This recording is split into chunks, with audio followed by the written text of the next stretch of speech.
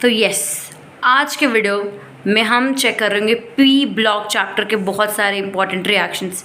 Yes, smiley जो देख रहे हैं आप ना, सैड एंड हैप्पी, इसके पहले बहुत बहुत सैडनेस रहती है इस चैप्टर के रिएक्शंस को लेके। पर्टिकुलरली मेरे अंदर भी बहुत थी, बट इस वीडियो के बाद वो हैप्पीनेस में चेंज हो जाएगी, क्योंकि जो इंपॉर्टेंट रिएक्शंस हैं from your examination point of view वो सारे हम कवर कर रहे होंगे 2 सेगमेंट्स में। ये सेगमेंट, इसके बाद एक और सेगमेंट कवर होगा। So remember to watch the video till the end and please like, share, comment and subscribe the channel. Please visit the channel क्योंकि other important videos already इस पे updated हैं। So let's start. सबसे पहले ammonia से related important reactions क्या हैं वो लिखे हैं कि application and detection of metal ions वाला जो इसका एक पार्ट था वो बहुत important लगा मुझे। That's why I noted it down for you. Colour वाली रिएक्शंस वैसे ऑलरेडी मैं बार बार कहती हूँ, नेवर लीव दैट कलर वाली रिएक्शंस बहुत इंपॉर्टेंट होते हैं, किसी ना किसी तरह से वो एग्ज़ाम में पूछे जा सकते हैं। तो वो 3 रिएक्शन थोड़ा आप देख लीजिएगा। अब यू क्यों कह रही हूँ कि थोड़ा देख लीजिएगा, क्योंकि तो इसका मेटल डिटेक्शन वाला पार्ट आपको कवर करना है। मेटल डिटेक्शन में मेनली 2 चीज़ों की रिएक्शन है, सिल्वर और कॉपर के, वो कवर करना है। अब ये नहीं कहूँगी कि पूरा रट ही लीजिए, क्योंकि MCQ पॉइंट ऑफ व्यू से क्योंकि आप पढ़ रहे हैं, तो luckily you have to just go through them one by one. Fine. Nitric acid में ब्राउन रिंग टेस्ट दिमाग में रखना ही है। ब्राउन रिंग टेस्ट के दोनों ही स्टेप्स आपको याद होने चाहिए। Oxidation of metals and non metals में डाइल्यूट कॉन्सेंट्रेटेड HNO3 की जो डिफरेंसेस हैं नाइट्रिक एसिड वाले टॉपिक में, ये आपको कवर करना ही करना है। डोंट लीव इट, क्योंकि MCQ पॉइंट ऑफ पेपर है, तो they might ask you in some ways. Fine. And इसके नॉन मेटल्स के ऑक्सीडेशन को भी आपको याद रखना है कि आयोडीन कन्वर्ट होता है आयोडिक एसिड में, carbon dioxide, sulphuric acid, and blah blah जो भी इसमें है चीज़ें। Just go through them one by one. ये नहीं कह रही बिल्कुल रट लीजिए, बट इट्स इंपॉर्टेंट फ्रॉम मेरे examination point of view. Ozone में ऑक्सीडाइजिंग एजेंट की तरह काम करता है ओजोन, ये काफ़ी इंपॉर्टेंट है। अब से कुछ रिएक्शंस हैं लेड सल्फाइड के साथ हैं। एंड सेकेंड वाला काफ़ी इंपॉर्टेंट, जिसमें आपको वॉयलेट कलर का आयोडीन मिल जा रहा है, मतलब आयोडीन वॉयलेट ही होता है, तो वो कलर रिएक्शंस ऑलरेडी मैं कहती हूँ बहुत इंपॉर्टेंट है। दूसरा वो NO, ये भी NO2 में कन्वर्ट हो जाता है। सल्फर डाइऑक्साइड के रिएक्शंस वैसे भी इंपॉर्टेंट ही होते हैं। तो यहाँ पे जब व्हेन पास थ्रू वाटर, कई बच्चे लिखते हैं H2SO4, बट रिमेंबर H2SO3 में कन्वर्ट होता है। ये एज अ रिड्यूसिंग एजेंट काम करता है ये। अब इसके एज अ रिड्यूसिंग एजेंट के 2 रिएक्शंस हैं, just go through them one by one. एक Fe3+ को Fe2+ में कन्वर्जन वाला है, एक SO2 MnO4- को Mn2+ में कन्वर्ट करता है। इसमें पिंक वॉलेट MnO4 चेंज होता है कलरलेस में। तो कलर रिएक्शंस बार बार कह रही हूँ, फिर कह रही हूँ, don't forget any how and go through them की एक्स्ट्रा रिड्यूसिंग एजेंट में 2 इंपॉर्टेंट रिएक्शंस आपके Fe3+ वाले और ये MnO4- वाला। सल्फ्यूरिक एसिड के आपके पहला रिएक्शन तो काफ़ी इंपॉर्टेंट है, काफ़ी ईजिली समझ आ रहा होगा, डिस्प्लेस ही कर रहा है। एंड सेकेंड रिएक्शन में आपको डिहाइड्रेटिंग एजेंट की तरह जो काम करता है सल्फ्यूरिक एसिड, वो नज़र आता है, जिसमें हम देख रहे हैं charring action on carbohydrates of H2SO4। तो H2SO4 एक चेयरिंग एक्शन दिखाता है, इस पर एक साउंड भी प्रोड्यूस होती है, जिसमें आपका carbohydrate is changing into carbon plus water. तो वाटर रिलीज हुआ, डिहाइड्रेटिंग एजेंट वाला काम भी इसमें हुआ।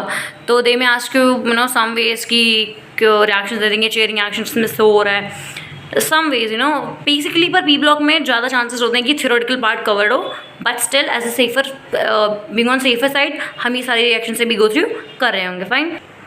अब यहाँ पे केमिकल प्रॉपर्टीज़ ऑफ हैलोजेंस, जो भी केमिकल प्रॉपर्टीज़ ऑफ हैलोजेंस हैं इसको टफ नहीं लेना। इसमें एक नॉर्मल सा लॉजिक यूज़ होता है कि आपको ये पता, हमने रिएक्टिविटी सीरीज ऑफ मेटल्स भी पढ़ रखी है, तो हमें थोड़ा अंदाज़ा लगना चाहिए कि डिस्प्लेस करने के पीछे क्या लॉजिक है।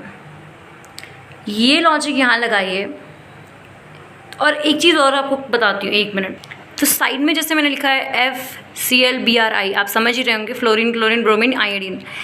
हम जैसे ही नीचे की तरफ जाते हैं फ्लोरीन से आयोडीन की तरफ, हमारी नॉन मेटल्स की प्रॉपर्टीज़ में फ़र्क आता है। एक वो फ़र्क क्या आता है कि they start becoming a cationic species. मतलब अब जो आपका फ्लोरीन है उसके अंदर ज़्यादा कैपेसिटी है to behave as a negative, to behave as anion, और फ्लोरीन डेफिनेटली फ्लोरीन में है। फ्लोरीन में क्लोरीन से ज़्यादा है, क्लोरीन में ब्रोमीन से ज़्यादा है, ब्रोमीन में आयोडीन से ज़्यादा है। दैट मीन्स आयोडीन में मैक्सिमम ये प्रॉपर्टी है कि it should stay as a neutral और कैटायनिक स्पीसीज। बेसिकली न्यूट्रल की बात कर लेते हैं। Neutral in sense zero oxidation number के साथ वो रहेगा। बस वही लॉजिक समझ के जो ऊपर के 3 रिएक्शंस हैं केमिकल प्रॉपर्टीज ऑफ हैलोजेंस में, इसको आप आराम से कर लेंगे। जैसे कि मैंने लिखा है कि F2 को F- बनाने का काम Cl, Br और I तीनों करते हैं।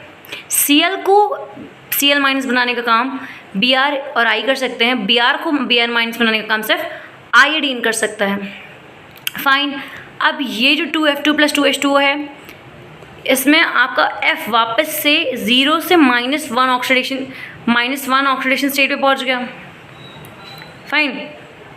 अब X2 + H2O, HX + HOX, यहाँ पे X आपके सिर्फ 2 हो सकते हैं, क्लोरीन या फिर ब्रोमीन। याद रहे ये रिएक्शन इंपॉर्टेंट है। एक बार गो थ्रू उन सारे रिएक्शन से करना है जो इस वीडियो में मैं आपको बता रही हूँ। फाइन। अब 4I- + 4H+ + O2, I आपके न्यूट्रल स्टेट में चेंज हो जाता है। ऑक्सीडेशन स्टेट -1 से वो 0 तक पहुँच गया। दैट मीन्स वो ऑक्सीडाइज्ड हो गया। क्लोरीन के कुछ रिएक्शंस बहुत इंपॉर्टेंट हैं।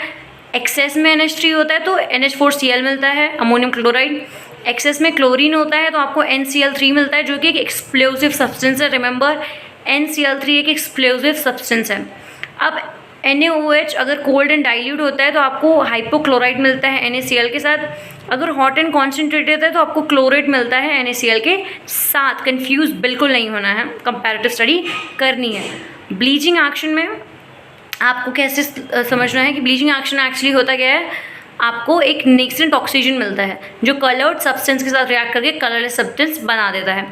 HCl का एक ये रिएक्शन काफ़ी इंपॉर्टेंट है, NH3 + HCl NH4Cl, जो वाइट फ्यूम्स आती हैं आपकी। तो क्वेश्चन में आस्क यू कि वाइट फ्यूम्स किसकी आती हैं? अमोनियम क्लोराइड की। जेनॉन फ्लोराइड कंपाउंड्स काफ़ी इंपॉर्टेंट हैं, इसके रिएक्शंस कई बार डायरेक्टली पूछे गए हैं। तो इसके सारी रिएक्शंस की आपको कंपेरेटिव स्टडी करनी है।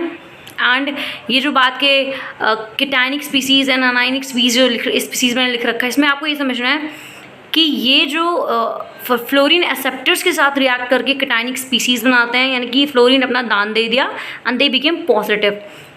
एंड जो फ्लोरीन डोनेटर्स होते हैं, खुद देते हैं, उनसे ये फ्लोरीन लेके ये अनायनिक स्पीसीज बनते हैं। अब वो कब कब होता है? जब आपकी ये मेटल फ्लोराइड से रिएक्शन करते हैं। मेटल फ्लोराइड यानी कि मेटल्स क्या क्या हो सकते हैं? सोडियम हो सकता है, पोटेशियम हो सकता है, रुबीडियम हो सकता है, सीजियम हो सकता है, यानी कि जो आपके फर्स्ट ग्रुप के एलिमेंट्स होते हैं बेसिकली उसके साथ। ठीक है, फाइन। अब बाकी इसके जो ऊपर रिएक्शंस हैं उसके कंडीशंस भी आपको याद रखनी है, थोड़ा गो थ्रू कर लीजिए। It will be very easy for you to choose your answers in MCQ pattern. Basically XeO compounds यानी कि ज़ेनॉन ऑक्सीजन कंपाउंड्स के कुछ रिएक्शन थे, थोड़ा इंपॉर्टेंट है। बेसिकली पार्शियल हाइड्रोलाइसिस वाले रिएक्शन कई बार पूछ लेते हैं। ठीक है, पार्शियल हाइड्रोलाइसिस में आपके 2 रिएक्शंस आते हैं, XeF6 + H2O + gives you XeF4, XeF6 + 2H2O gives you XeO2F2। Fine. तो अब बेसिकली ये कहूँगी कि रिएक्शन से गो थ्रू करेगा, बिल्कुल रटने की ज़रूरत नहीं है, कुछ कॉन्सेप्ट क्लैरिटी रख लीजिए। एंड इस चैप्टर का थियोरेटिकल पोर्शन भी जल्दी ही कवर करेंगे हम, वो भी बहुत ही ईजी पैटर्न में। Fine. So please like the video and share it. Good luck for exams.